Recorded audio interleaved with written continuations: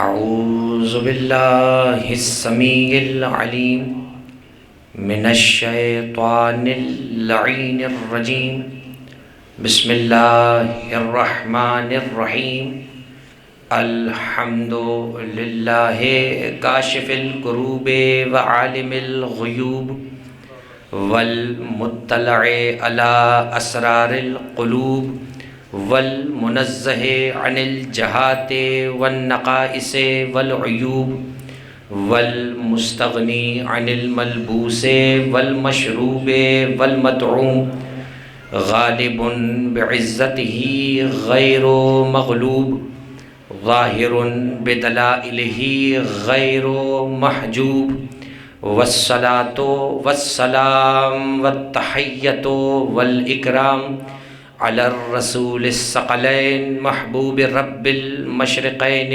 والمغربین ووسیلتنا فی الدارین جد الحسن والحسین ابی القاسم محمد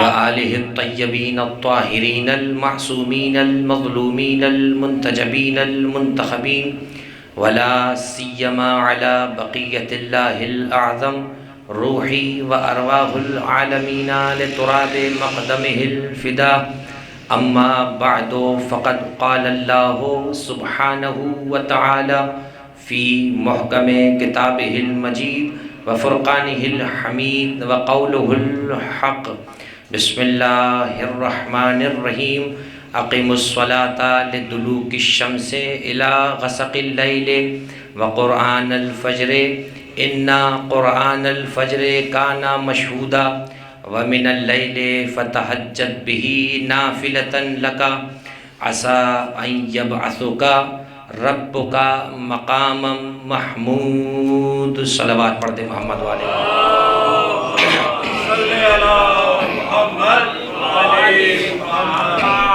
عزیزان گرامی، یہ مجلس ترحیم، یہ مجلس ایصال ثواب، یہ مجلس برائے بلندی درجات مرحوم و مغفور سید محمود رضا رضوی ابن سید علی رضا رضوی علی اللہ مقامہما، اس مجلس ایصال ثواب کا انعقاد کیا گیا ہے۔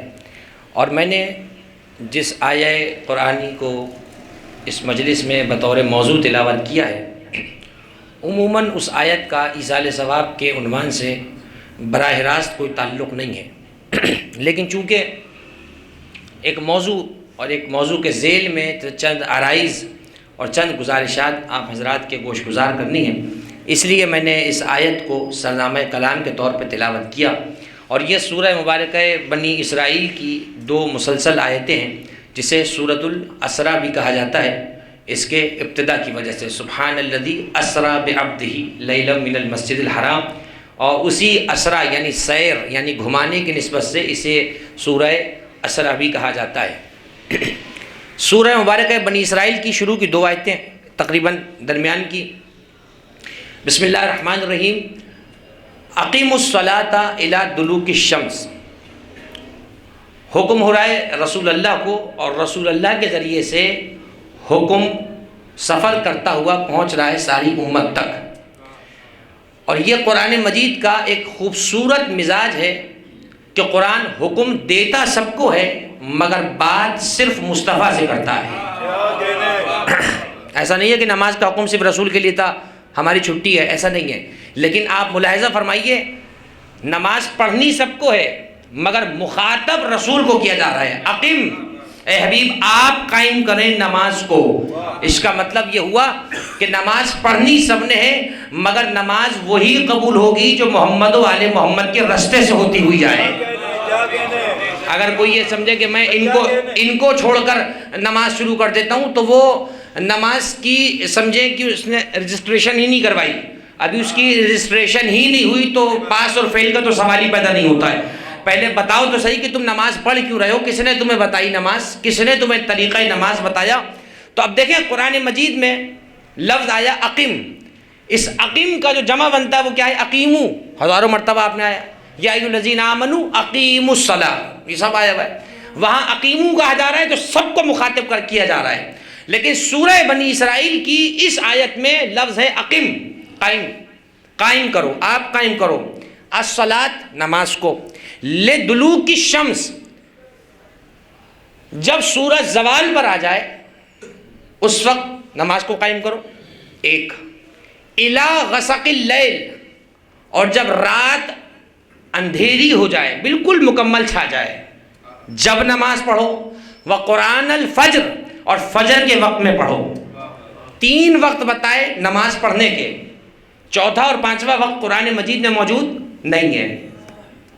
اب یہاں ان لوگوں کا بھی قرآن نے علاج کر دیا کہ جنہوں نے یہ ضد لگائی ہوئی ہے کہ نہیں بھائی ہم تو ویسے ہی پڑھیں گے جیسے پڑھ رہے ہیں، ہم کسی کی نہیں مانیں گے۔ ایک ہوتا ہے نا ضد، جیسے بچے ضد کرتے ہیں کہ جو مجھے اچھا لگ رہا ہے میں وہ مانوں گا، بڑا سمجھا بھی رہا ہوتا ہے بیٹا یہ ایسے نہیں ہے ایسے، تو جیسے بچے ضد پکڑ لیتے ہیں ایسی کچھ بڑوں نے بھی ضد پکڑی ہوئی ہے کہ نہیں بھائی جو ہم کر رہے ہیں بس وہی ہوگا۔ تو ان سے گزارش یہ ہے کہ قرآن مجید میں ذرا ایک آیت ڈھونڈ کے ہمیں دکھا دیجئے کہ جس آیت مجیدہ میں آپ کو نماز کے 5 وقت لکھے ہوئے ملے ہیں، 5 وقت نماز کے۔ یہ کوئی نئی بات نہیں کر رہا میں، آپ کے سنی سنائی باتیں تقریباً، اور میں تو توجہ دلانا چاہ رہا ہوں ان لوگوں کی کہ جن کو شوق ہے ہر چیز قرآن میں دیکھنے کا، ذرا وہ قرآن میں کبھی اپنی شکل بھی دیکھیں کہ قرآن ہمارے بارے میں کیا کہہ رہا ہے۔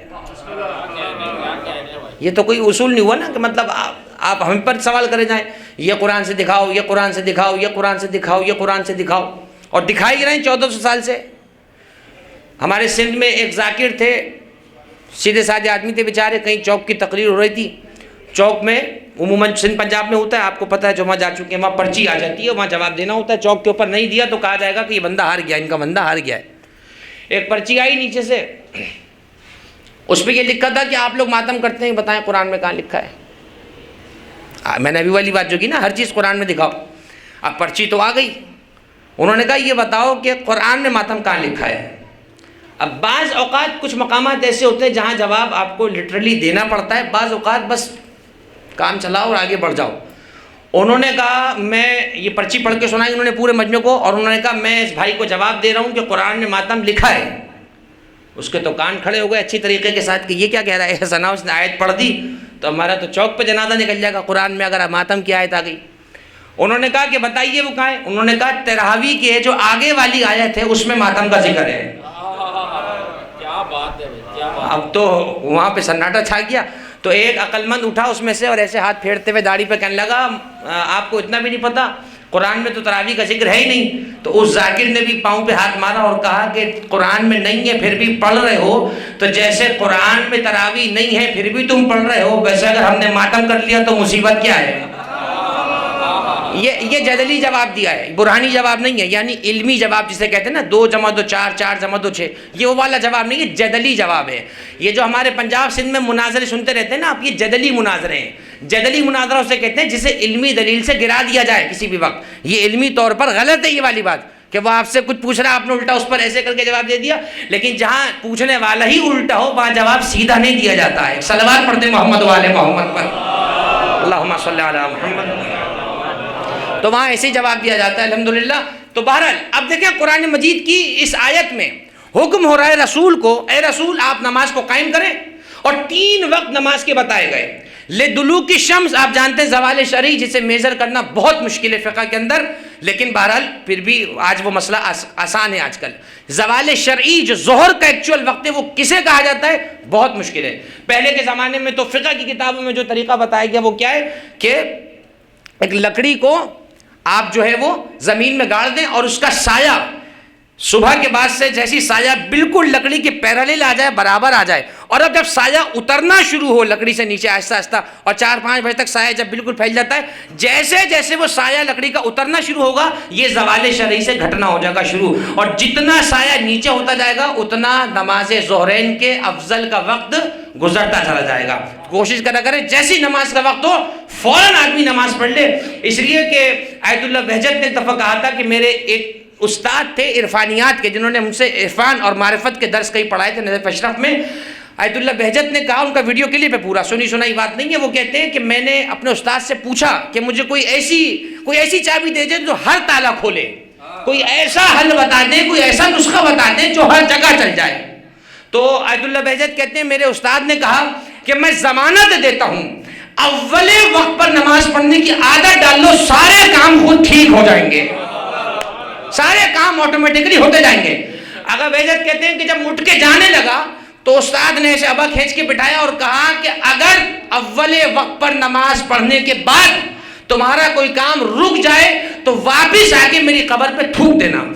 کہہ دینا تم جھوٹ کہہ رہے تھے، نہیں رکے گا تمہارا کام۔ میں کہہ رہا ہوں کتنی بڑی بات ہے، یہ ہے فضیلت کی بات۔ تو نماز ظہر کا اول وقت زوال شرعی جسے ہم کہتے ہیں، ٹھیک ہے۔ 3 وقت ہیں نماز کے قرآن کی آیت میں، 5 نہیں ہیں۔ اور نمازیں کتنی ہیں؟ 5۔ بچوں کو بے وقوف کیا بناتے ہیں کہ بھئی یہ 3 نمازیں پڑھتے ہیں، مسجد میں جانے دو تو پتہ چلے نا کہ 5 ہی پڑھتے ہیں۔ مسجد میں تو تم نے ڈرایا ہوا ہے کہ کاٹ دیتے ہیں، وہاں جانے نہیں دیتے تم۔ نمازیں 5 ہیں، وقت 3 ہیں۔ تو گزارش یہ ہے کہ جنہیں قرآن کرنے کا شوق ہے وہ ایک آیت ڈھونڈ کر ہمیں بھی واٹس ایپ کر دیجئے کہ مولانا آپ کو کچھ نہیں پتا، فلاں آیت میں 5 نمازوں کا وقت ہے۔ آیت ہم آپ کو بتا رہے ہیں، سورہ بنی اسرائیل کی آیت ہے، نمازیں 5 وقت 3۔ اب مینیج کیسے کرو گے یہ آپ کا مسئلہ ہے، اللہ نے بتا دیا۔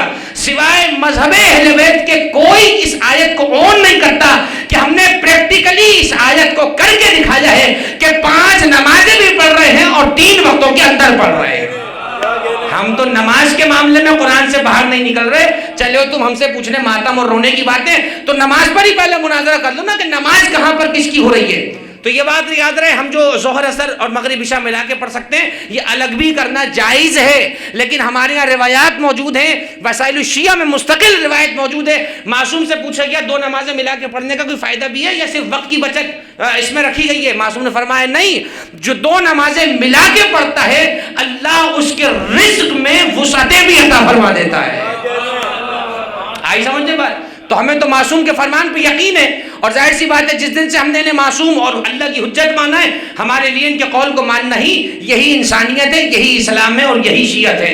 تو اب نمازیں 5 ہیں، وقت 3۔ میں نمازوں کی تفصیل میں نہیں جاؤں گا، میرا موضوع کچھ اور ہے، لیکن چونکہ آیت رستے میں ہے لہذا اس کو ہم پڑھتے ہوئے آگے گزر رہے ہیں تبرکن۔ اقیموا الصلاۃ لدلوک الشمس، اللہ کہتا ہے نماز قائم کرو زوال کے وقت، 1 وقت ہو گیا، الی غسق اللیل، جب رات پوری طریقے سے چھا جائے۔ ذرا اس پہ بھی تھوڑی سی بات ہو۔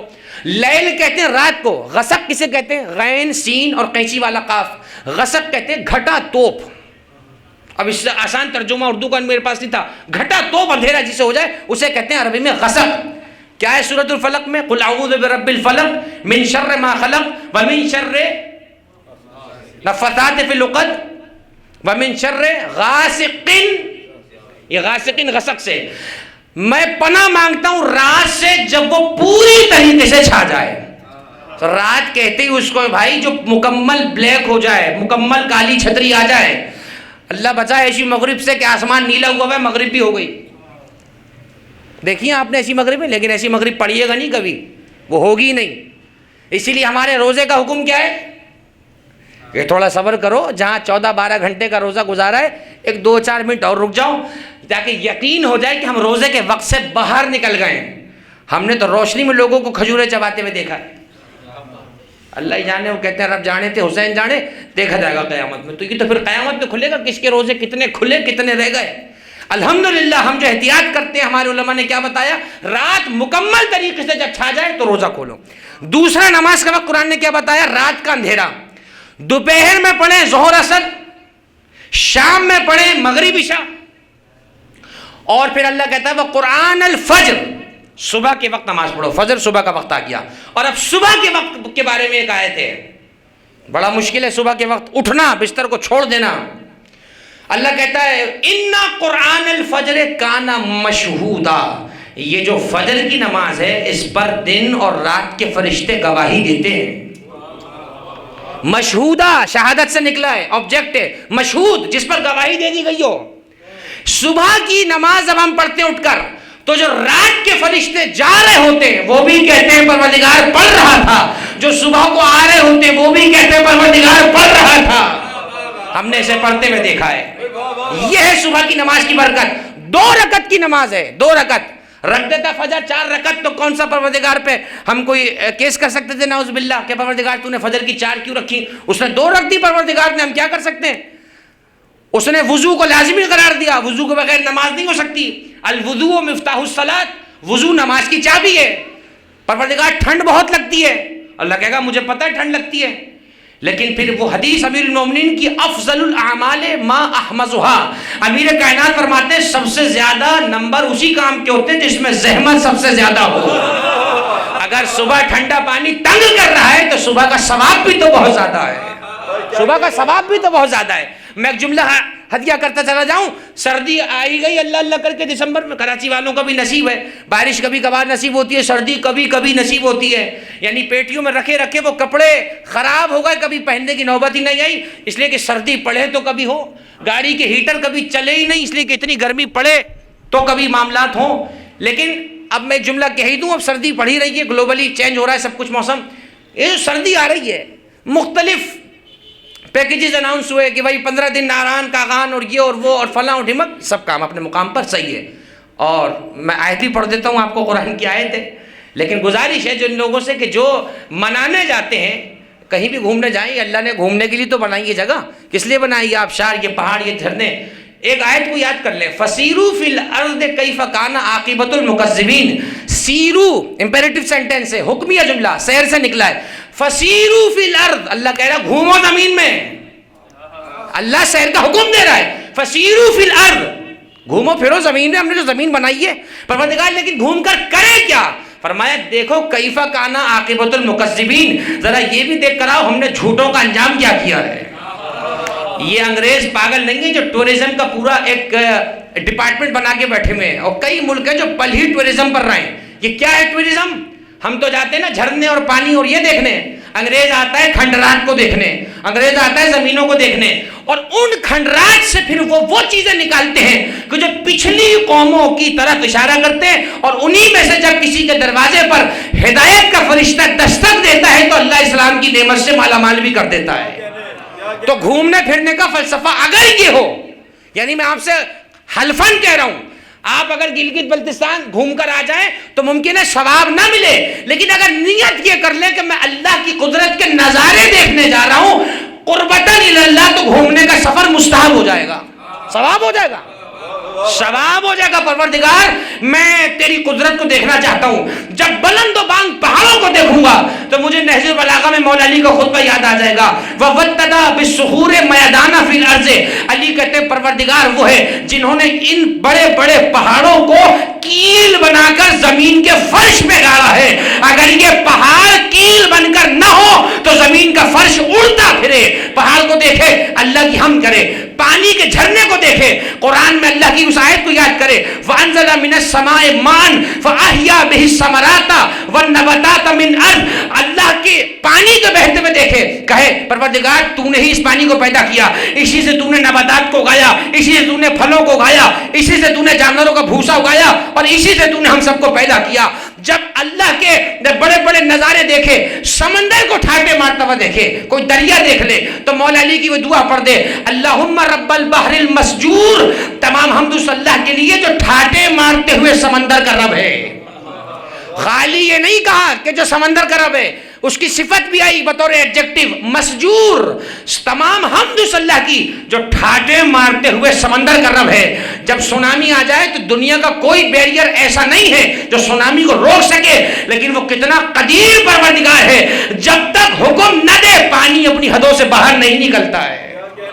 یہ ہے پروردگار کی کائنات کے نظارے. دیکھیں آپ, رنگ برنگی مچھلیاں دیکھیں اور کہیں پروردگار تو کتنا عظیم مصور ہے, کس طرح سے تو نے مچھلی کو بنایا. ایک ہی مچھلی میں 16 رنگ ہیں اور کوئی رنگ کسی سے مل نہیں رہا, کوئی کھانا چھوٹا بڑا نہیں ہے. اس نسل کی جتنی مچھلیاں بنائی سب کے کھانے ویسی ہیں جیسی پہلی کے بنائے. یہ نشانیاں پروردگار کی. یہ تو بایو میٹرک تو آج آیا ہے, آج یہ میٹرک پاس ہمیں بتا رہے ہیں بایو میٹرک کیا ہوتا ہے. اللہ نے کب بنایا تھا بایو میٹرک؟ کیا ہے بایو میٹرک بھائی؟ یہ جو انگوٹھوں کے نشان ہیں آپ کے اور میرے, یہ ہے بایو میٹرک. یہ کب آج بنا, کل بنا, پرسوں بنا؟ جس دن سے انسان بنا جب سے یہ بایو میٹرک ہے. ان کو پتہ آج چلا ہے کہ اس سے آدمی پکڑا جاتا ہے. اور کمال دیکھیے, 6 ارب, اب مجھے نہیں پتا کس بندے نے گنے یہ آدمی, لیکن کہتا ہے وہ 6 ارب انسان ہے دنیا میں. 6 ارب میں سے 6 ارب جتنے, ایک کبھی کسی سے ملتا جلتا نہیں ہے. کیا کمال ہے پروردگار کا. کتنے بنائے گا ڈیزائن مجھے بتائیے, کتنے گھما لے گا کوئی آدمی, 100 200, اس نے 6 ارب آدمیوں کو جو نشان بنائے پور کے، اور یہ سب ایسے بنائے کہ کسی سے میچ بھی نہیں کرتے.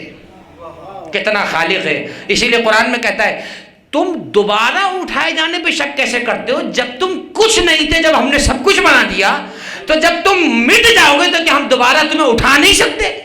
اور پھر قرآن میں آیت ہے، اللہ کہتا ہے ہم اس پر بھی قدرت رکھتے ہیں کہ ہم دوبارہ تم سب کو اٹھائیں اور تمہاری انگلیوں کے نشان بھی کسی سے ملیں گے نہیں. ہم ایسا قدرت کا نظام رکھتے ہیں. تو دیکھیے قرآن مجید میں اس آیت کو ذرا پورا کروں. اقیموا الصلاۃ لدلوک الشمس الی غسق اللیل وقرآن الفجر ان قرآن الفجر کان مشہودا. 2 رکعت کی نماز. سردی کا موسم آیا، آئیے ذرا امیر المومنین سے پوچھ لیں، مولا آپ کے زمانے میں بھی تو سردی آتی ہوگی، آپ نے سردی کا اسکیجول کیا بنایا تھا، کیسے گزارتے تھے سردی؟ ذرا آئیے مولا علی کا شیڈول پوچھتے ہیں، یا علی آپ کی سردی کیسی گزرتی تھی؟ علی نے جب سردی کے موسم کو آتا ہوا دیکھا، ایک مرتبہ مصلے پر ہاتھوں کو اٹھایا اور کہنے لگے، آواز دے کر کہا، الشتاء ربیع المؤمن، سردی مومن کی بہار ہے. ہے ربیع الانسان نہیں کہا، ربیع الناس نہیں کہا، الشتاء ربیع المومن، سردی مومن کی بہار ہے. اس کا مطلب جو مومن نہیں ہے وہ گزارتا رہے. بہار مومن کی ہے. بہار کسے کہتے ہیں؟ جو انجوائے کرنے کی چیز ہو. الشتاء ربیع المومن، سردی مومن کی بہار ہے. یا علی کیا کروں میں اس بہار کا؟ کہنے لگے مومن کرتا کیا ہے اس بہار میں؟ یستعین بہ یکسر نہارہ ویستعین بہ علی صیامہ. مولا نے کہا سردی کی بہار کا مزہ یہ ہے کہ اس کا دن ہوتا ہے چھوٹا، اس کا دن ہوتا ہے چھوٹا. مولا کیا کریں دن چھوٹا ہے تو یستعین بہ علی صیامہ، اس چھوٹے دن سے مدد لے کر روزے پورے کر لو. سلام اللہ علیک یا امیر المومنین. کیا نسخے بتائے میرے مولا علی نے. قضائے عمری ہے کسی کے سر پر، کسی کے قضا چھٹے ہوئے ہیں، اجرت پر کسی مرحوم کے کوئی روزے پڑھ رہا ہے یا اپنے کسی بڑے کے کوئی روزے پڑھ رہا ہے. جون جولائی میں تو کھل جاتا ہے روزہ 14-16 گھنٹے کا، سردی میں تو پتہ بھی نہیں چلے گا، چاہے لوڈ شیڈنگ ہو چاہے پانی نہ ہو. اچھا پانی میں تو ویسے بھی روزہ نہیں پی سکتے، لیکن کتنا آسان ہے. تو جن لوگوں کے قضا روزے وہ کیا کریں، سردی کے دن کو یوٹیلائز کریں اور دن میں رکھ لیں روزہ. اچھا مولا رات کا کیا کروں؟ کہنے لگے یطول لیلہ، اس کی رات لمبی ہو جاتی ہے. مولا رات کا کیا کریں، سو جائیں؟ کہا نہیں، وَيَسْتَعِينُ بِهِ عَلَىٰ قِيَامِهِ، اس رات سے مدد حاصل کر کر اللہ کی بارگاہ میں کھڑے ہونے کی پریکٹس کریں. رات کا ایک حصہ نکال لے، ایک ڈیوریشن نکال لے، کوئی کیلکولیٹڈ ایک ٹائم بنا لے. 2 گھنٹہ میں مصلے پہ بیٹھوں گا، 2 گھنٹہ تو خدا کے لیے میں نکالوں جس نے مجھے سب کچھ دیا ہے اور سب کچھ چھوڑ کر جانا اسی کے پاس ہے. رات کا ایک پہر. علی فرماتے ہیں مجھے سردی میں مزہ اس لیے آتا ہے کیونکہ دن چھوٹا ہوتا ہے، گزر جاتا ہے، رات لمبی ہوتی ہے، مجھے مصلے پہ زیادہ کھڑا ہونے کا وقت میسر آ جاتا ہے. یہ یاد رکھیے گا. تو یہ سردی کے حوالے سے باتیں. اور اب سردی ہو اور مچھلی نہ ہو یہ ہو نہیں سکتا، لہذا میں ایک نئے طریقے سے مچھلی آپ کو پیش کر رہا ہوں گفتگو میں. ابھی تو میرے پاس مچھلی نہیں ہے، گفتگو میں ذرا ایک مچھلی ہو جائے، کچھ نہ کچھ سردی میں افاقہ ضرور کرے گی.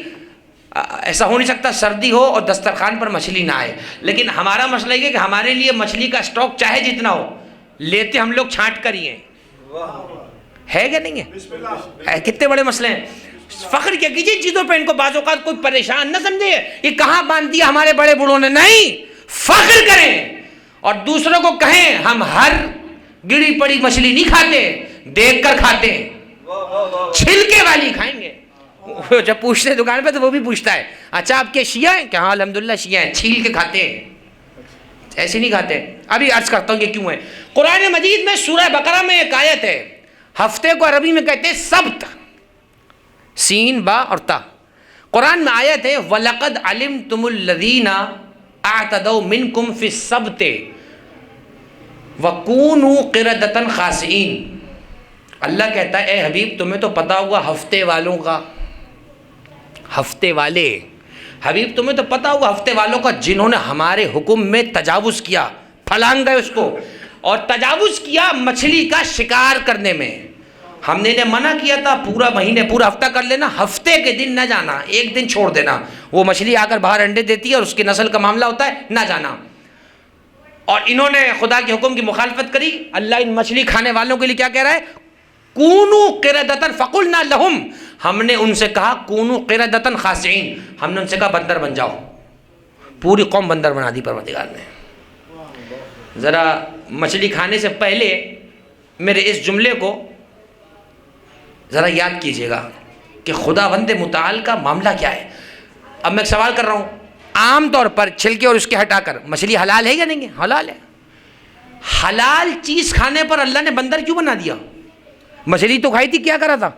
شکار جائز ہے نا شکار کرنا، انہوں نے شکار کیا، لیکن نہیں، جواب آئے گا وہاں شکار میں کچھ ریسٹرکشنز تھیں، کچھ پابندیاں تھیں. اللہ نے کیا کہا تھا؟ پورا ہفتہ کرنا، ایک دن ہفتے کا چھوڑ دینا. اچھا اللہ اگر یہ کہتا کہ بھائی پورے دن نہیں کرنا، ایک ہفتے کو کرنا، تو سمجھ میں آتا کہ بےتاب ہو رہے تھے، اتاولے ہو رہے تھے مچھلی کے لیے. اللہ نے کہا پورا ہفتہ تمہارے لیے اجازت ہے، ہفتے کو نہیں کرنا.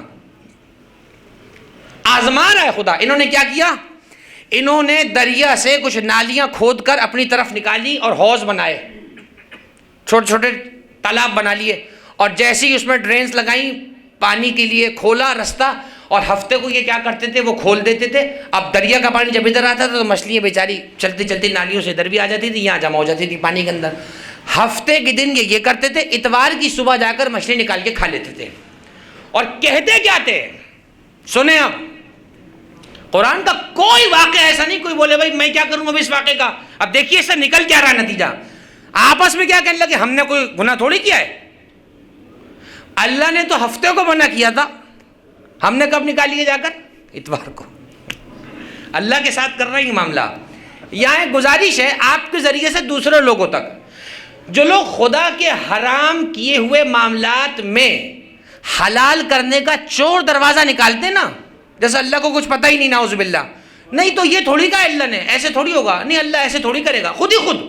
جب اس نے ایک چیز کہہ دی صاف کہ نہیں تو نہیں، اب اس میں راستہ نکالنے کی ضرورت کیا ہے؟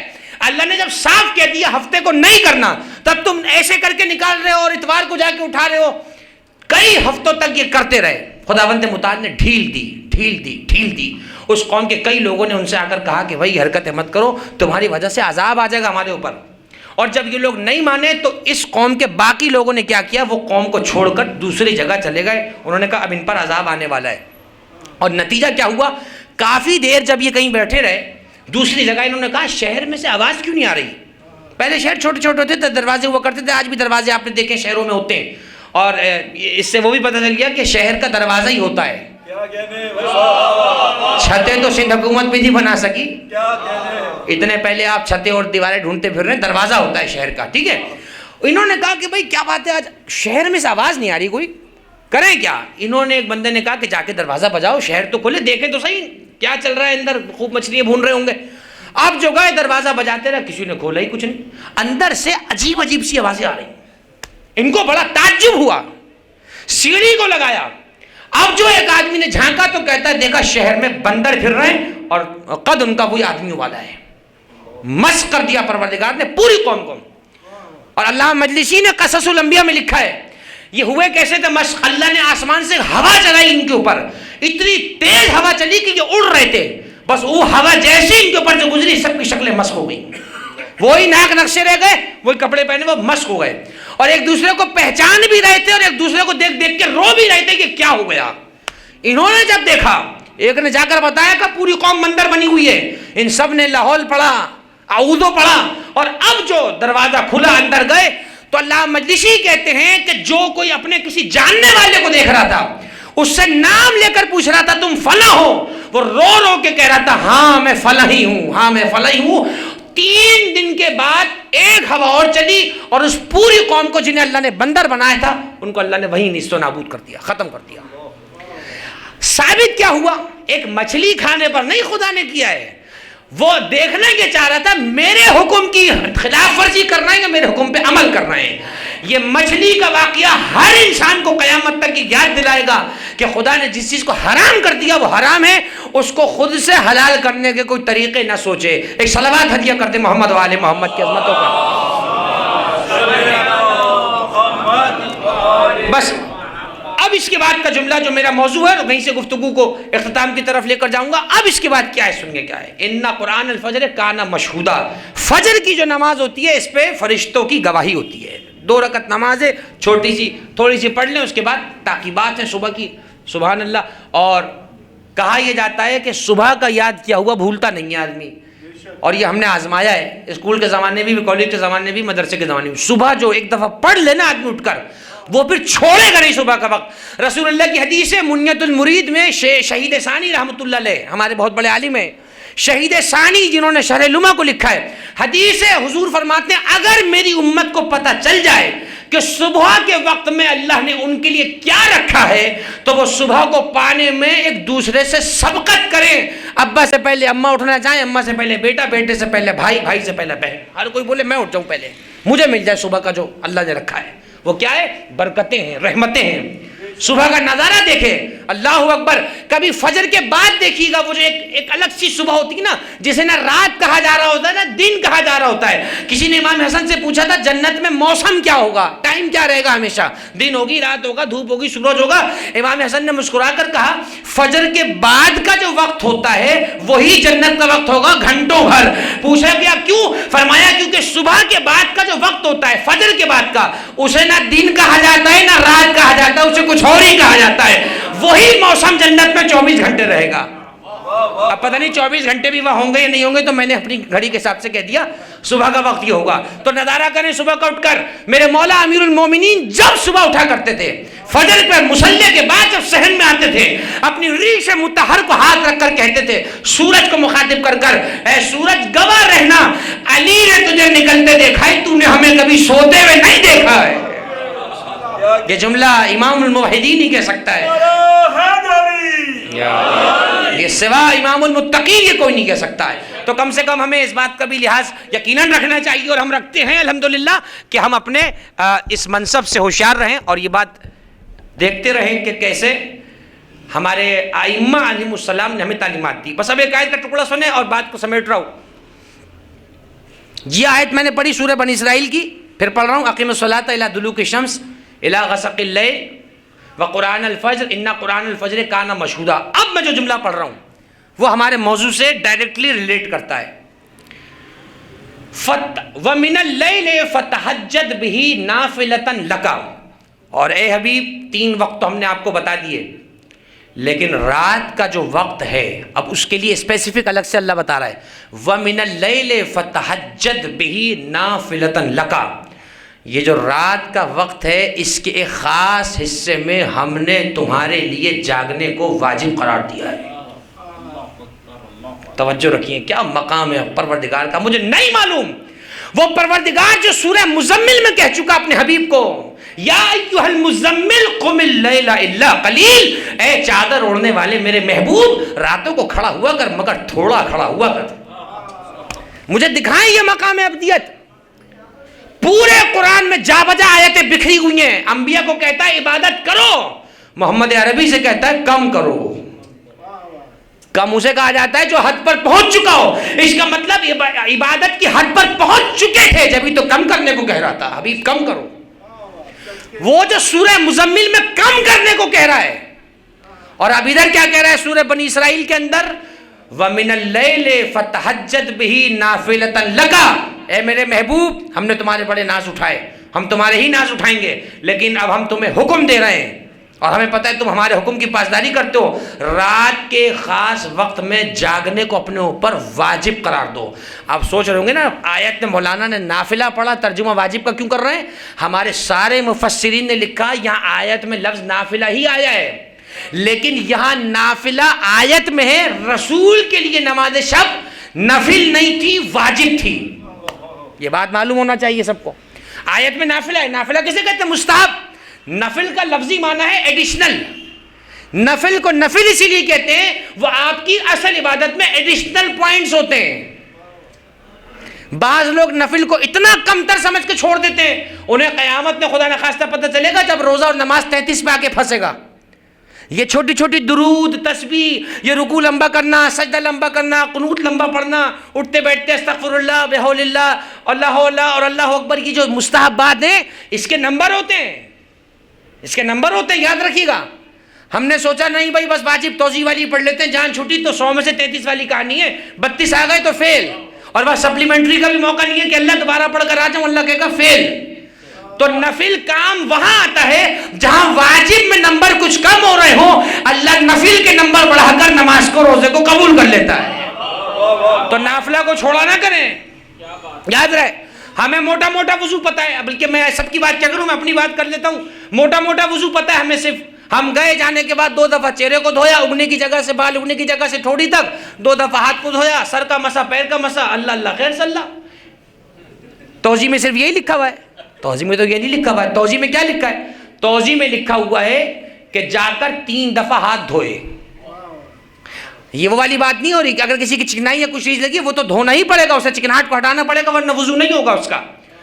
3 دفعہ ہاتھ دھوئے, 3 دفعہ ناک میں پانی. کون ڈالتا ہے ناک میں پانی؟ جو ڈالتا ہے وہ کرتا ہے, اسے پتہ ہے. 3 دفعہ ناک میں پانی, 3 دفعہ آنکھوں میں پانی ڈالے پہلے آدمی. 3 دفعہ کلی ہے.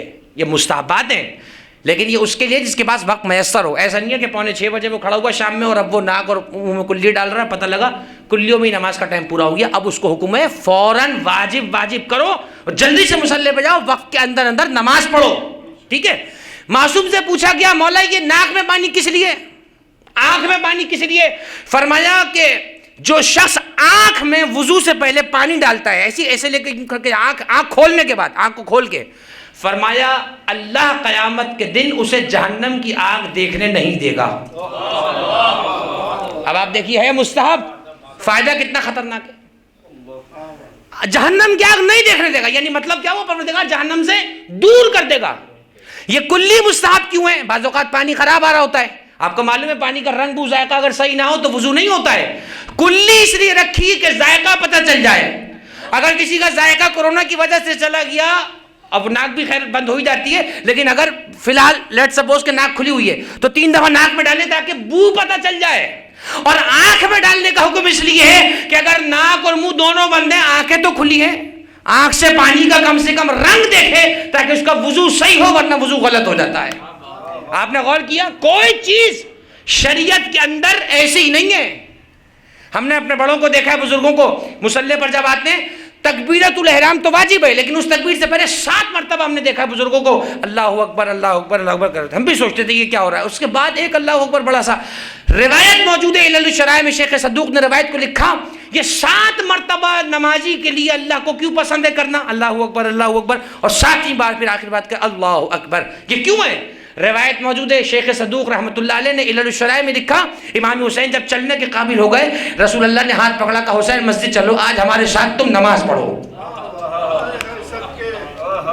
جو خود نماز کو قیامت تک بچائے گا, اسے سکھانے کا مقصد یہ نہیں تھا کہ اسے نماز آتی نہیں ہے, اس کے ذریعے سے ہمیں تعلیم دی جا رہی ہے. جیسے بچوں کو گھمانے ادھر ادھر لے جاتے ہو, جب چلنے کے قابل ہو جائیں کبھی مسجد میں بھی لے ہی جایا کرو. ممیز بچہ جو بتا سکے نجاست وغیرہ کا مسئلہ, اتنا چھوٹا بچہ لے جانا نہیں چاہیے جسے نجاست کا نہ بتا سکے اور مسجد نجیس ہو جائے. حضور لے گئے, امام حسین کو کھڑا کیا صف پر اور کہا حسین فکبر, بیٹا تکبیر کہو. امام حسین چھوٹے سے ہیں, ہاتھ اٹھایا, آہستہ سے لے کر کہہ دیا اللہ اکبر, پھر ہاتھ رہ گیا. ایک دفعہ ہاتھ اٹھا لیا اللہ اکبر, بعد نے کہا. امام حسین کرتے رہے, 7ویں بار رسول نے کہا بیٹا ایسے نہیں, پورے ہاتھ رکھے کہا اللہ اکبر. 7ویں بار جب حسین کے منہ سے اللہ اکبر نکلا, اللہ نے کہا حبیب ہمیں حسین کا اللہ اکبر کرنا اتنا پسند آیا ہے, اب سے تم بھی جب مصلی پہ کھڑے ہو پہلے 7 بار اللہ اکبر کرو, پھر تکبیرۃ الاحرام کہہ کر نماز شروع کرو. یہ مستحب ہے, یہ مستحب ہے, یہ ایسی نہیں ہے ہمارے ہاں. نماز کے بعد آخر میں ہم کرتے ہیں اللہ اکبر اللہ اکبر اللہ اکبر. بعض لوگوں کو دیکھا ایسا عاجز ہوتے ہیں جیسے پتہ نہیں ان کی ٹرین چھوٹ رہی ہے, ادھر نماز ختم ہوئی میں یوں کر لیا. یہ کیا ہو رہا ہے؟ یا تو نہ کریں آپ, میں ذمہ داری سے کہہ رہا ہوں, اس کے بغیر نماز غلط نہیں ہے, یا تو آپ کریں ہی نہ, لیکن یہ کیا کر رہے ہیں آپ اللہ اکبر اللہ اکبر, یہ کیا ہو رہا ہے؟ 3 دفعہ اللہ اکبر اللہ اکبر اللہ اکبر.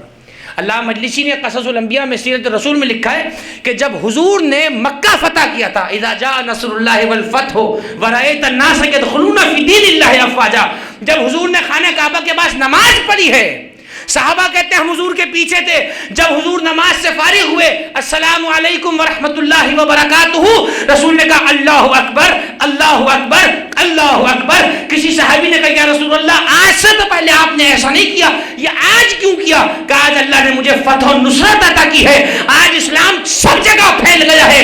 جو شخص بھی اپنی نماز کے آخر میں 3 بار اللہ اکبر کہہ لے گا, گویا اس نے پورے اسلام کا شکریہ ادا کر دیا. یہ ہیں چھوٹی چھوٹی چیزیں. جنہیں ہم بعض اوقات چھوڑ دیتے ہیں مستحب سمجھ کر، اس کو پڑھنا چاہیے۔ تو اب باتیں بہت ہیں اور گفتگو بہت ہو سکتی، لیکن میں اس موڑ پر آنا چاہ رہا ہوں جہاں سے گفتگو آگے بڑھ رہی ہے۔ نماز شب شرعی مسئلہ کیا ہے؟ سب کے لیے مستحب، رسول اللہ کے لیے واجب۔ جنہیں اپنے آپ کو نبی جیسا کہنے کا خناس سوار ہوا ہے وہ ثابت کر کے دکھائیں ان کے لیے نماز شب واجب کیسے ہے؟ مستحب ہے۔ مفتی اعظم ہو یا گلی کا مفتی ہو سب کہیں گے کہ مستحب ہے، واجب نہیں ہے۔ حضور کے لیے واجب تھی نماز تہجد، رات کے ایک حصے میں حضور پر واجب تھا کہ روز کھڑے ہوں۔ یا رسول اللہ آپ تو اتنے محبوب ہیں کہ وہ رات کو آپ نے حکم دیتا ہے کہ کم کھڑے ہو، تمہارے پیروں پہ ورم آ رہا ہے، اور آج کیوں کھڑا کروایا جا رہا ہے؟ اب جملہ سنیں آیت کا، عَسَىٰ أَن يَبْعَثَكَ رَبُّكَ مَقَامًا مَحْمُودًا۔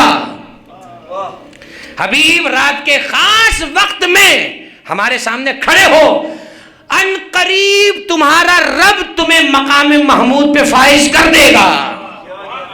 اللہ اکبر، یہ ہے وہ آیت اور وہ گفتگو جس کے لیے میں نے آپ کو اتنی زحمت دی، بس چند آرائش سنی اور اس کے بعد زحمت کو تمام کر رہا ہوں۔ عَسَىٰ أَن يَبْعَثَكَ رَبُّكَ مَقَامًا مَحْمُودًا، یہ وہی مقام محمود ہے جس کی دعا آپ سنتے ہیں، اللہم رب هذه الدعوة التامة والصلاة القائمة آتی سیدنا محمد الوسیلة والفضیلہ والدرجة الرفیعہ وابعثه مقاما محمودا الذی وعدته وارزقنا شفاعته یوم القیامہ انک لا تخلف المیعاد۔ ٹی وی کی برکتیں سن سن کے ہمیں بھی یاد ہو گئی یہ نماز، دعا اچھی ہے، بالکل پڑھنا چاہیے۔ ہمارے یہاں بھی بعض کتابوں میں یہ ہے، ایسا نہیں ہے کہ ہر چیز غلطی ہوتی ہے، ہمارے یہاں بھی یہ دعا لکھی ہے، بہت اچھی دعا ہے۔ اس دعا میں کہا جا رہا ہے اے اللہ حضور کو اس مقام پہ فائز کر دے، وارزقنا مقاما محمودا الذی وعدتہ، اے اللہ ہمارے نبی کو وہ مقام دے دے وہ مقام جس کا تو نے ان سے وعدہ کیا ہے۔ وہ مقام کون سا ہے؟ یہی مقام محمود۔ بس دو لفظ سنیں اس پر، محمود آپ جانتے ہیں حمد سے نکلا ہے، حمد کہتے ہیں تعریف کو، احمد اس کی سپرلیٹو ڈگری، افضل التفضیل سب سے زیادہ حمد کرنے والا، محمد اس کا آبجیکٹ جس کی حمد کی جائے، محمود جس کی حمد کوئی کرتا ہو، احمد محمود محمد حمد۔ اللہ کی سب سے زیادہ تعریف کائنات میں کرنے والا رسول، اسی لیے لقب کیا ہے؟ احمد، سپرلیٹو ڈگری ہے، حضور سے زیادہ اللہ کی تعریف کسی نے کی ہی نہیں۔ اور جب حضور کے نام کی بات آئی تو نام کیا ہے؟ محمد، احمد کا آبجیکٹ جس کی تعریف کی گئی ہو۔ تو جب ان سے پہلے کسی کو بنایا ہی نہیں تھا تو اللہ ہی ان کی تعریف کرنے والا ہوگا نا۔ یعنی کیا مقام ہے میرے رسول کا کہ اس کی تعریف یہ کرے تو احمد بن جائے، اور وہ اگر اپنے رسول کے چرچے کرے تو رسول محمد بن جائے۔ یہ ہے مقام حمد و محمود۔ اور اب مجھے جملہ یاد آ رہا ہے، ہم کیا ہم کریں گے خدا کی، ہم کیا تعریف کریں گے، ہمیں تو الف بے نہیں پتا، کیا خدا کی ہم بات شروع کر سکتے ہیں؟ دعائے افتتاح کا پہلا جملہ پڑھ لیجئے جا کر، پہلا جملہ جس سے دعائے افتتاح نام پڑا اس کا، اللہم انی افتتح الثناء بحمدک، اے اللہ میں تیری حمد کا افتتاح تیری ہی تعریف سے کرتا ہوں، یعنی اے اللہ میں تیری بڑائی کر رہا ہوں تیرے ہی نام سے۔ یعنی آپ اگر میری تعریف کر رہے ہیں تو خارج سے میرے اندر کوئی اچھی چیز ہے، مثلا آپ اس کے ذریعے سے میری تعریف کر رہے ہیں، ایسا تو نہیں ہے آپ کا نہیں یہ پیدائشی بہت اچھے ہیں، پیدائشی تو کوئی بھی اچھا نہیں ہوتا ہے، ہر آدمی اچھا برا آ کر بنتا ہے۔ اللہ کی حمد کرنے کے لیے اسی کی طرف سے الفاظ ہوں تو اس کی حمد کی جائے۔ بس کی بات یاد رکھیے گا، مقام محمود جسے کہا گیا، ہماری روایات میں مقام محمود سے مراد کیا ہے؟ ایک جملے میں کہہ رہا ہوں، ہماری ساری شیعہ تفاسیر میں لکھا ہے، معصوم سے پوچھا گیا یہ مقام محمود کیا ہے؟ فرمایا ہی الشفاعۃ الکبریٰ، قیامت میں سب سے بڑی شفاعت کی جسے اتھارٹی کہا جاتا ہے اسی کو مقام محمود کہا جاتا ہے، جس پہ محمد عربی صلی اللہ علیہ وآلہ وسلم کو فائز کیا جائے گا۔ اللہم صلی علی محمد وآلہ۔ بس عزیزان گرامی، یہ بات ذہن میں رہنی چاہیے کہ ہم جس نبی کے امتی ہیں، جن ائمہ کے ہم پیروکار ہیں، الحمدللہ وہ اسی مقام اسی تسلسل کے لوگ ہیں۔ رسول مقام محمود پہ فائز ہیں، لیکن قیامت میں اذن تکلم جسے سب سے پہلے عطا کیا جائے گا وہ شخصیت جناب حضرت زہرا کی ہے۔ جسے سب سے پہلے بولنے کا حق ہوگا. اللہ اکبر. میدان محشر کی جو روایات ہیں علامہ مجلسی نے بہار میں پورے چیپٹر بنائے, ترجمہ بھی آ گیا کتاب کا, جنت اور دوزخ کی تصویر بحر الانوار سے, ہماری صحیح دکانوں میں مل رہی ہے, پڑھنے کے قابل ہے وہ کتاب. میدان محشر میں کسی کو روب نہیں پڑ پائے گا کہ کوئی کچھ بول سکے اللہ کے سامنے, سناٹا ہوگا. ایسے میں حضرت جبرائیل عرش کے دائیں طرف سے برآمد ہوں گے اور حضور کے پاس مقام محمود پر جس نشست پہ حضور بیٹھے ہوں گے وہاں تشریف لائیں گے اور کہیں گے یا محمد سل تعطی کا. اے محمد عربی, اللہ کہتا ہے مانگیے جو مانگنا ہے آپ کو دیا جائے گا. کیا کمال ہے. امالی شیخ صدوق کی روایت, ملاتے جائیے پورا مضمون. شیخ صدوق کی کتاب ہے امالی, املا سے نکلا ڈکٹیشنز. شیخ صدوق کی جو بتائی ہوئی روایت ہے ان کے طالب علموں نے لکھ دی, اسے امالی کہا جاتا ہے. روایت موجود ہے, ایسے میں رسول جبریل سے کراس کوسچن کریں گے, این اخی علی ابن ابی طالب. اسی کو تو کہتے ہیں مقام محمود. سید الملائکہ ایک بات پوچھ رہے ہیں اور رسول کراس کوسچن کر کے کہہ رہے ہیں این اخی علی, میرا بھائی علی کہاں ہے. اب جبریل کی مجال ہے کہ منع کرتے ہیں, پہلے کہ میں نے جو پوچھا ہے وہ بتائیں. جبریل نے فوراً آواز دی, فرمایا ھذا اخیک علی, یہ رہے آپ کا بھائی علی. عرش کے بائیں طرف سے امیر المومنین صلوات اللہ علیہ برآمد ہوں گے. جیسے آئیں گے کہا جائے گا جبریل میرے برابر میں علی کی نشست لگائی جائے. یہی تو مقام محمود ہے. اب جس کے لیے رسول کہتے چلے جائیں گے اس کے لیے منبر لگتا چلا جائے گا. علی کی نشست لگے گی, حضور کہیں گے علی بیٹھو, حضور کے بعد علی تشریف فرما ہوں گے. جنت اور جہنم کے خازن آئیں گے, ان کے ہاتھ میں جنت اور دوزخ کی چابی ہوں گی, وہ سب رسول اللہ کو دیں گے. کہا جائے گا ہمیں حکم ہے آج سب کچھ آپ کے حوالے کر دیا جائے. حضور ہاتھ لگائے بغیر کہیں گے یہ سب علی کے حوالے کر دو, علی کو دو, کیونکہ میرا بھائی علی جنت اور دوزخ کا بانٹنے والا ہے. میں نے بھی بہت سوچا کہ مقام محمود پر تو ہے میرا رسول, لیکن یہ جنت علی سے کیوں بٹوائی جا رہی ہے. سارا جھگڑا ہی ختم ہو جاتا, جنت دوزخ خود اللہ ہی بانٹ دیتا, کوئی مسئلہ ہی نہ ہوتا, نہ رسول سے کوئی جلتا نہ علی سے کوئی جلتا. میں نے کہا پروردگار جنت دوزخ تو تو نے بنائی ہے, یہ ابو طالب کی تو ملکیت نہیں ہے, یہ فاطمہ زہرا کی ملکیت تو نہیں تھی, جنت دوزخ تو تیری ملکیت ہے, تو خود کیوں نہیں بانٹ رہا. خدا جواب دے گا اگر میں خود ہی بانٹنے لگ جاتا تو کوئی بھگوان کہہ کر مجھ سے کہتا جنت دے دو, کوئی مجھے دیوتا کہہ کر جنت مانگتا, کوئی ایشور کہتا, کوئی گاڈ کہتا, بندے تو سارے میرے, مجھے سب کو جنت دینی پڑ جاتی. لہٰذا میں نے جنت اپنے پاس نہیں رکھی. میں کہا پروردگار تیرا سب سے محبوب نبی تو یہی تھا جو آج مقام محمود پہ بیٹھا ہے, اسے کیوں نہ دے دیتا جنت کی چابیاں. آواز دے کر کہا میں نے اسے زیور رحمت سے آراستہ کیا ہوا ہے, یہ بڑا رحم دل ہے. 73 فرقے جب فرشتوں سے پٹ پٹ کے تھک جائیں گے سارے لپٹ کے کہیں گے یا رسول اللہ ہمیں بھی جنت میں لے جائیے, یہ تو ویسے ہی رحم کرنے والا نبی ہے, سب کو جنت دینی پڑ جائے گی. لہذا میں نے جنت ایسے کے پاس دی ہے جہاں نہ کافر کی سفارش چل سکے, نہ مشرک کی چل سکے, نہ منافق کی چل سکے. جسے میرا بھائی چاہے, جسے میرا بھائی چاہے گا جنت دے دے گا, جسے رسول کا بھائی علی چاہے گا جنت دیتا چلا جائے گا. بس وہ مقام محمود ہے. اس مقام محمود کے وقت سب سے پہلے جسے اذن تکلم ہوگا, جس کو سب سے پہلے بولنے کی اختیار دیا جائے گا, وہ حضرت زہرا ہے. ایسے میں اس وقت رسول اللہ کہیں گے جبریل سے شروع کرو عرصہ محشر, عرصہ محشر شروع کرو. تو ایسے میں پھر جناب رسول اللہ فرمائیں گے اے نبنتی فاطمہ, میری بیٹی فاطمہ کہاں ہے. شفاعت کا روکا تو اس کے پاس ہے, میں ہوں مقام محمود پر, میں ہوں. علی جنت دوزخ بانٹے گا مگر حق کا شفاعت تو زہرا کے پاس ہے, اور وہ مہر جناب زہرا ہے. آپ نے روایات سنی ہے, جناب زہرا کے مہر میں شفاعت بھی لکھی گئی تھی. اور مہر کا قاعدہ جانتے ہیں نا کہ جب لڑکی مانگے دینا پڑتا ہے. قیامت میں جناب زہرا اس مہر کا تقاضا کریں گے پروردگار جو تو نے ہمارا مہر رکھا تھا ہمیں آج دے دے, آج ہمیں حق دے دے, ہم جسے چاہے جہنم کے حوالے کر دیں, ہم جسے چاہے جنت میں لے جائیں. حکم ہوگا یا فاطمہ سلی, پوچھو فاطمہ جو چاہے, جو تم کہو گی آج تمہیں دے دیا جائے گا. بس عزیزان گرامی, ایک مرحوم, ایک مغفور, ایک مؤمن کی مجلس ہے, ایک عزادار کی مجلس ہے. بیماری کی کیفیت میں دنیا سے گئے, صاحب فراش تھے, بستر پہ رہے. خدا کی قسم وقت یقیناً ہمارے موضوع میں ہی صرف ہوا، لیکن وقت ہوتا تو میں کچھ عرض کرتا، لیکن اب وقت بہت کم ہے اس وقت۔ یہ جو کیفیت گزری ہے، مرحوم بیمار رہے، خدا کی قسم اگر سمجھ جائیں کہ اللہ ہمیں صحت مند رکھ کر کیا ہمیں آزما رہا ہے، بیمار رکھ کر ہمیں کیا آزما رہا ہے، خدا کی قسم ہماری زبان پر شکر کے علاوہ شکوہ کبھی نہ آئے، ہمیں پتہ ہی کچھ نہیں۔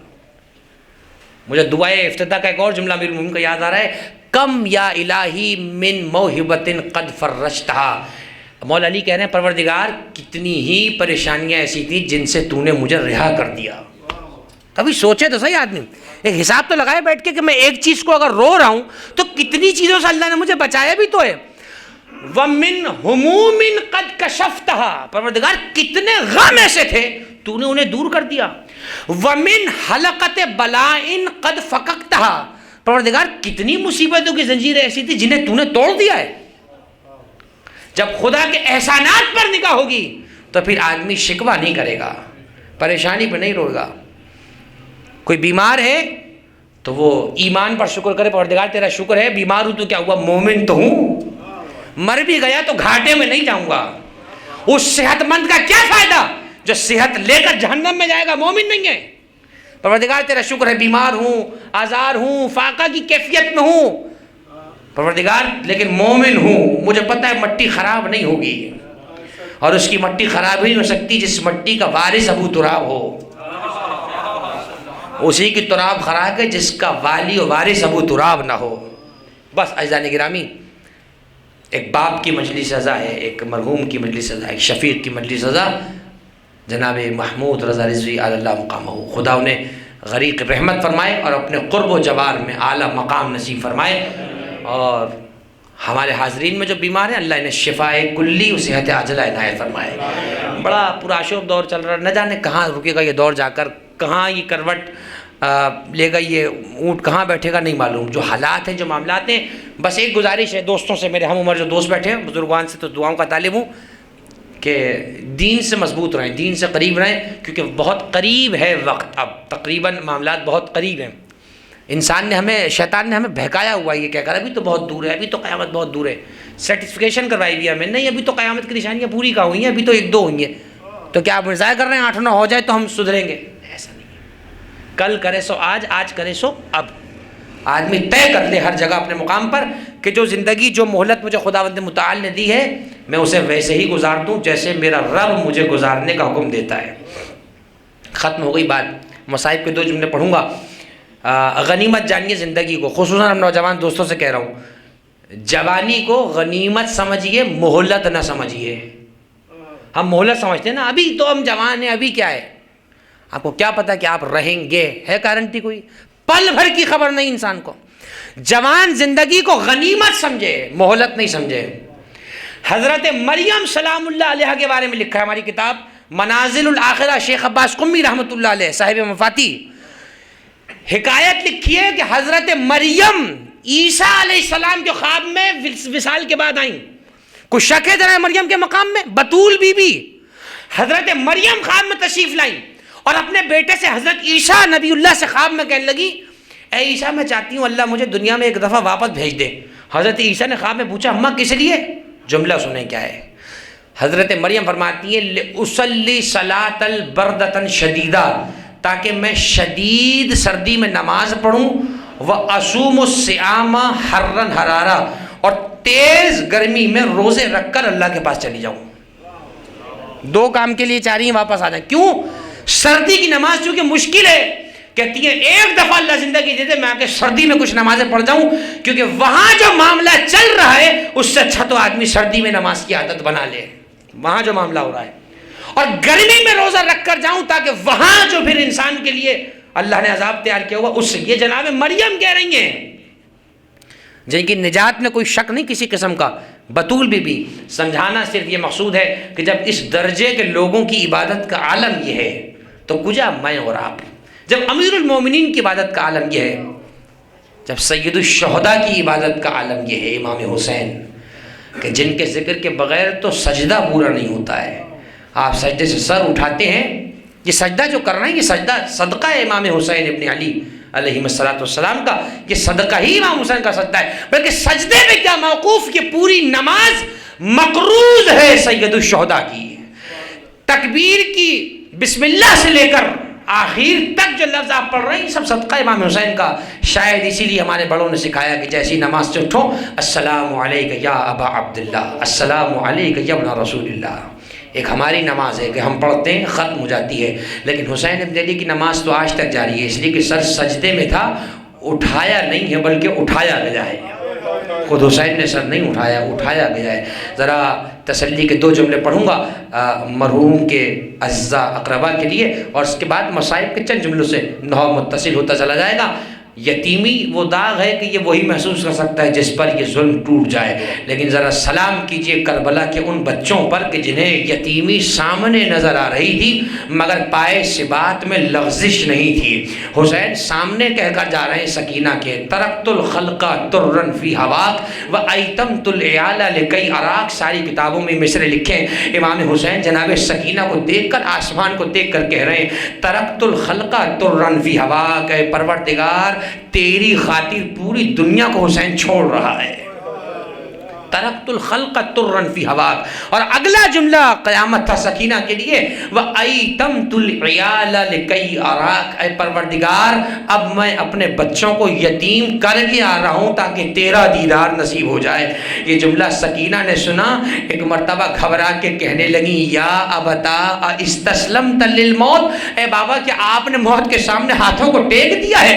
یہ جملہ عرب اس وقت کہا کرتے تھے جب سارے رستے بند ہو جاتے تھے۔ ایک مرتبہ جیسے حسین نے جملہ سنا فرمایا کیف لا استسلم الموت من لا ناصر ولا معین، اے سکینہ وہ کیسے موت کے آگے ہاتھ نہ ٹیکے جس کا کوئی مددگار نہ باقی بچا ہو۔ یہ جملہ سنا جناب سکینہ نے گریہ شروع کر دیا، آواز دے کر کہتی ہے یا ابتا فردتنا الی مدینۃ جدنا، اے بابا اگر مرنے کا ارادہ کر لیا ہے ہمیں نانا کے مدینہ پہنچا دیجئے، اگر آپ کے جانے کے بعد ظالم فوج خیموں میں آ گئی تو سکینہ کے کانوں سے گوشوارے چھن جائیں گے۔ ہاں عزاداروں وہی ہوا جس کا اندیشہ سکینہ کو تھا۔ ادھر حسین کا سر نو کے نیزہ پر آیا، خیام میں فوج نے داخلہ کیا، کبھی عابد بیمار کا بستر کھینچا اور کبھی زینب کے سر سے چادر کھینچی گئی، اور قیامت تو اس وقت ہوئی جب 4 برس کی بچی اپنے مکنے کو سنبھالے ہوئے ایک جلے ہوئے خیمے کے قریب گئی ہے، ایک لعین قریب آیا، سکینہ کا دامن جل رہا ہے۔ سکینہ نے کہا تجھے خدا کا واسطہ دیتی ہوں میرے قریب نہ آنا، آواز دے کر کہتا ہے میں تجھے لوٹنے نہیں آتا، میں تیرے دامن کی آگ بجھانا چاہتا ہوں۔ کہا ہماری آگ کیوں بجھانا چاہ رہا ہے؟ کہا مجھے تم پر رحم آ رہا ہے۔ سکینہ نے یہ جملہ سنا، کہا اگر ہم پر ذرا سا رحم آ رہا ہے مجھے نجف کا رستہ بتا دے۔ یہ جملہ سنا آنے والے لعین نے کہا نجف میں جا کر کیا کرو گی؟ کہا نجف میں میرا دادا علی رہتا ہے، میں دادا علی سے کہوں گی اے دادا جب بیٹی نے بلایا آپ شام غریبوں میں آ گئے، جب میرا بابا ذبح کیا جا رہا تھا اے دادا میں بلاتی رہی مگر آپ ہم سے ملاقات کرنے نہ آئے۔ ہاں عزاداروں بیٹی ہر وقت زندگی میں باپ کی کمی محسوس کرتی ہے۔ جب شام غریبہ میں علی آئے ہیں زینب لپٹ کے روئی ہیں، کہا بابا ہر لاشے پہ ہم نے تمہیں بلایا مگر بابا آپ نہ آئے، بابا اماں کا بھلا گھر لٹ گیا۔ کہا زینب نہ گھبراؤ، اب جس مقام پر تم جاؤ گی تمہارا بابا تمہیں لینے آئے گا۔ اور یہ کہنے کے بعد علی نے وعدہ کیا کہ ہم وعدہ کرتے ہیں تم شام کے بازار اکیلی نہیں جاؤ گی۔ بس وہ وقت آیا کہ جب شام کا دروازہ آیا بابو صاحب کو جناب زینب نے دیکھا، ایک ایک بیوی کو تسلی دی، ارے سب کو ڈھارس دینے والی زینب ایک مرتبہ چکرا کے زمین پہ بیٹھ گئی۔ سید سجاد نے کہا پھوپھی اماں ابھی تو سب کو دلاسا دے رہی تھی اب کس لیے گھبرا رہی ہے؟ آواز دے کے کہتی ہے سجاد حاکم سے کہہ دو مجھے اندر نہ بلائے، خلقت کو دوبارہ نہ میری شکل دکھائے، گر قتل ہے منظور تو قاتل یہی آئے، آ کر میری گردن پر خنجر کو پھرائے، سرتن سے جدا ہو تو بہت شاد ہو زینب، ان رنج و مصائب سے آزاد ہو زینب۔ اے سجاد، مجھے سارے بازار نے دیکھا ہے، اب میں دربار میں جانا گوارا نہیں کر سکتی۔ یہ کہنے کے بعد کہا سجاد ہم گھبرائے نہیں ہیں، ہم کسی کا انتظار کر رہے ہیں۔ سجاد نے دائیں بائیں دیکھا، کبھی اما اغیار کا مجمع ہے، ہاتھوں میں پتھر ہیں، یہاں اپنا کون ہے جس کا انتظار کیا جائے؟ جناب زینب نے کہا سجاد جب تم غش میں پڑے تھے ہمارے بابا نجف سے آئے تھے، انہوں نے وعدہ کیا تھا زینب تم اکیلی نہ جاؤ گی، ہم دربار شام میں آئیں گے۔ سجاد میں تمہارے دادا کا انتظار کر رہی ہوں۔ خطبہ پڑھتے ہیں، یہ جملہ کہنے کے بعد جناب زینب نے ایک طرف نگاہ کی، ایک مرتبہ گھبرا کے کھڑی ہوئی، سر کو ہاتھوں سے چھپایا، کہا السلام علیکہ یا امیر المومنین۔ سجاد چلو دربار شام، میرا بابا میرا خطبہ سننے آیا ہے۔ سجاد مجھے بھائی کا پیغام شام کے دربار تک پہنچانا ہے۔ الا ولعنت اللہ علی القوم الظالمین وسیعلم الذین ظلموا ای منقلب ینقلبون۔ ماتم حسین۔